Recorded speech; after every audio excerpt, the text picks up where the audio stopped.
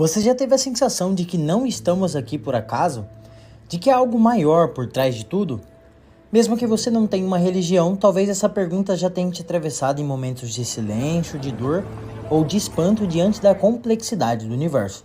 Agora imagine o seguinte: se você visse uma estátua perfeitamente esculpida, com formas humanas detalhadas, proporções exatas, simetria e beleza, você pensaria que o vento e a chuva a esculpiram por milhões de anos ou concluiria que alguém a fez?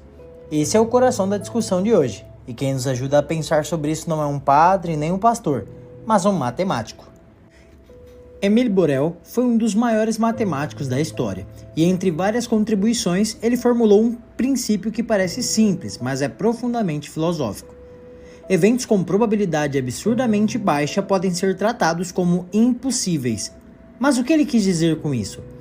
Imagine o seguinte: você pega, joga uma moeda 1 milhão de vezes seguidas e tira a cara todas as vezes. Matematicamente, é possível, mas a chance disso acontecer é tão pequena que na realidade física do universo isso nunca aconteceria. Essa ideia é o princípio de Borel, e ela nos ajuda a distinguir entre o que é apenas teoricamente possível e o que é realisticamente plausível.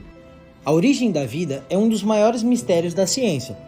Mesmo os melhores cientistas ainda não conseguem explicar com clareza como a matéria inorgânica se transformou em vida consciente. Vamos pensar nos números. Uma simples proteína funcional precisa de uma sequência específica de aminoácidos.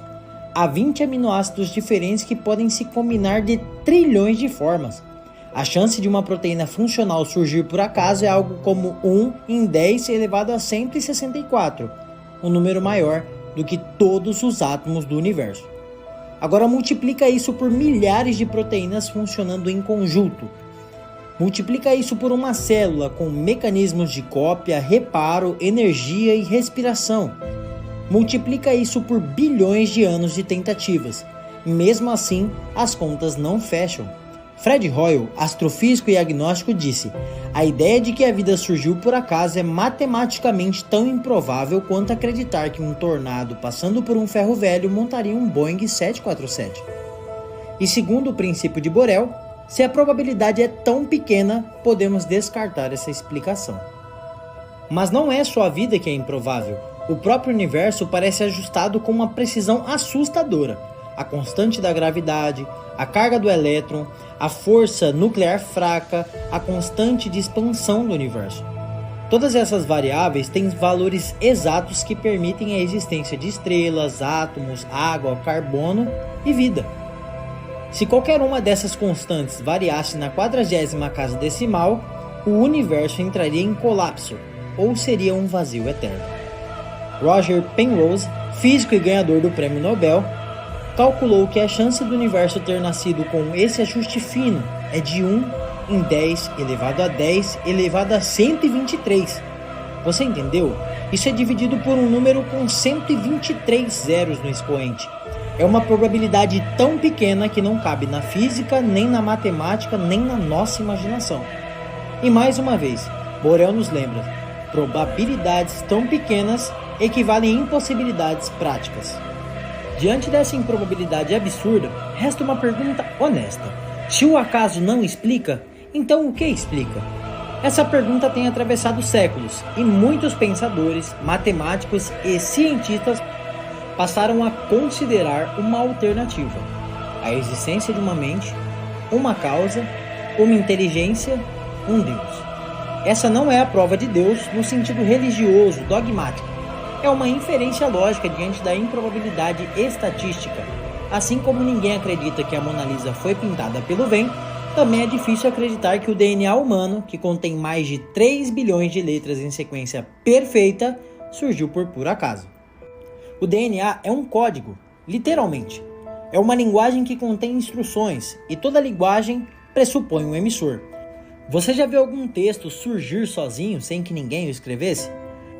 A ciência não conhece nenhum caso de informação complexa que tenha surgido do acaso sem uma mente por trás. Por isso, muitos pesquisadores têm chamado o DNA de assinatura digital da criação, como se Deus ou algo superior tivesse deixado um recado no interior de cada célula viva. Muitos céticos dizem: mas Deus também é improvável. E essa é uma pergunta válida. Mas pare e pense, o que é mais improvável? Um universo surgir do nada com leis, lógica, matemática, física, química e vida? Ou esse mesmo universo ter sido criado por uma mente consciente, fora do espaço-tempo, exatamente para que existíssemos? Ambas as ideias são difíceis de aceitar, mas apenas uma delas viola o princípio de Borel, e a outra o confirma. A partir disso, surge o que os filósofos chamam de argumento teleológico, ou argumento do design. Onde há ordem complexa, há intenção. Onde há código, há mente. Onde há improbabilidade extrema, há propósito. Essa linha de raciocínio foi seguida por nomes como Isaac Newton, Johannes Kepler, Blaise Pascal, Antoni Flew, ex-ateu que se converteu ao deísmo após estudar a complexidade da vida. Esses não eram místicos, eram cientistas, lógicos e matemáticos, e todos chegaram à mesma pergunta: será mesmo que tudo isso veio do nada?